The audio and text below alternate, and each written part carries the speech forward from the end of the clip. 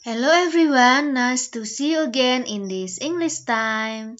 How are you? I hope that everything is okay with you at home. Today we are going to continue our lesson on analytical exposition text. Let's review first. What is meant by analytical exposition text? It is a text that elaborates the writer's opinion or idea about the phenomenon surrounding. Jadi, analytical exposition text adalah sebuah teks yang menjelaskan opini atau pendapat penulis mengenai apa yang terjadi di sekitarnya. Misalnya, kejadian, benda, atau tempat. Dalam berpendapat ini, penulis hanya berdiri pada satu pihak saja. Misalnya pihak yang setuju saja atau pihak yang tidak setuju. Jadi tidak boleh berdiri di kedua pihak ya. Jadi harus memilih yang setuju atau yang tidak setuju, yang pro atau yang kontra saja ya. Okay. Now, in this meeting, we will discuss about the structure of analytical exposition text. Nah, pada pertemuan ini kita akan membahas struktur dari analytical exposition text. Nah, strukturnya ini bagaimana? Still remember our previous text? Masih ingat teks kita yang dulu ya? Nah, kita ulang kembali, kita masukkan dalam pola strukturnya. Nah, so pay attention here. First, of course, we start with the title ya. Kita mulai dengan judulnya ya. Ini. Next part, we have the thesis statement. Nah, thesis statement ini adalah pendapat dari penulis. Nah, ini ya. Cars should be banned in the city. Nah, jadi dia berpendapat mobil harus dilarang di kota ya. Lalu kalimat selanjutnya ini menjelaskannya ya. Nah, thesis statement ini didukung dengan arguments.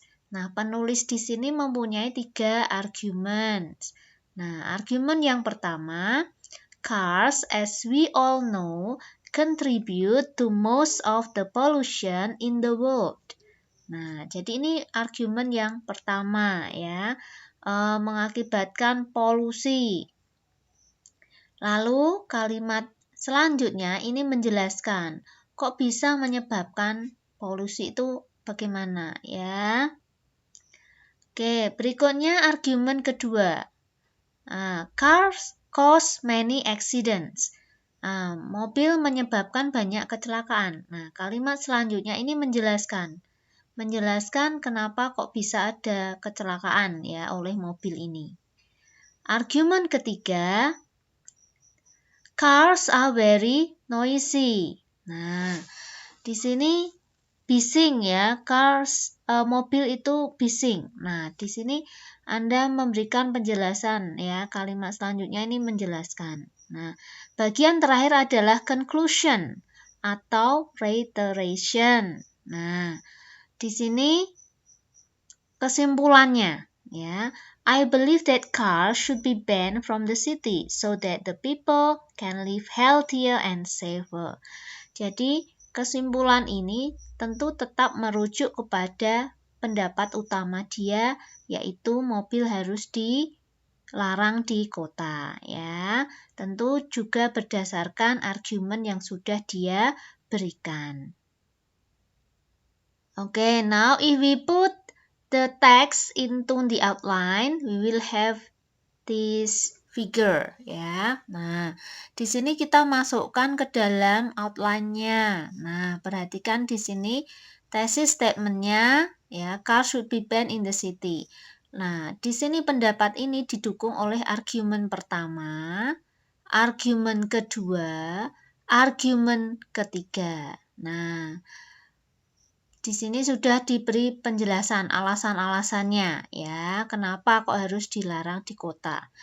Lalu bagian terakhirnya adalah conclusion atau reiteration, kesimpulannya. Maka kesimpulannya berdasarkan semua argumennya ini adalah car should be banned in the city. Ya, nah. Okay, next. This is the specific explanation. Nah, penjelasan berikutnya. The structure of analytical exposition text. The first part, we have thesis statement.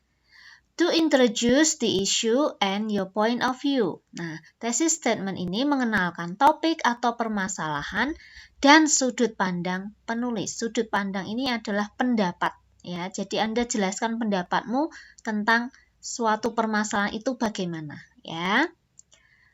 Arguments. To explain the arguments to support the writer's position. Each argument must support the thesis statement. Nah, argumen ini menjelaskan pendapat yang mendukung posisi penulis. Yang tadi setuju atau tidak setuju tadi ya. Setiap pendapat harus mendukung thesis statement. Nah, ya. Next, conclusion or reiteration. Nah, to restate and strengthen the thesis statement, summarize what have been stated. Menyatakan kembali dan memperkuat tesis statement, menyimpulkan apa yang sudah dijelaskan. Jadi ini fungsinya untuk menyangkatkan pendapat, ya. Jadi menyatakan kembali supaya penjelasannya itu lebih kuat, ya. Tesis statementnya lebih kuat, ya. Oke. Okay, so as we know that analytical exposition text is a text that elaborates the writer's opinion or idea about the phenomenon surrounding. Jadi teks yang menjelaskan pendapat dari penulis, ya. Boleh setuju atau di pihak yang tidak setuju. Itu bebas, terserah pendapat Anda, ya. Nah, I hope that next time you can write your own analytical exposition text. Of course should be follow the structure well, ya. Nah, saya harap lain kali Anda bisa membuat teks analytical exposition kalian sendiri. Tentu harus sesuai dengan struktur yang sudah dijelaskan tadi ya. Okay, so that's our lesson for today. Thank you for your attention. Then see you again next time. Goodbye.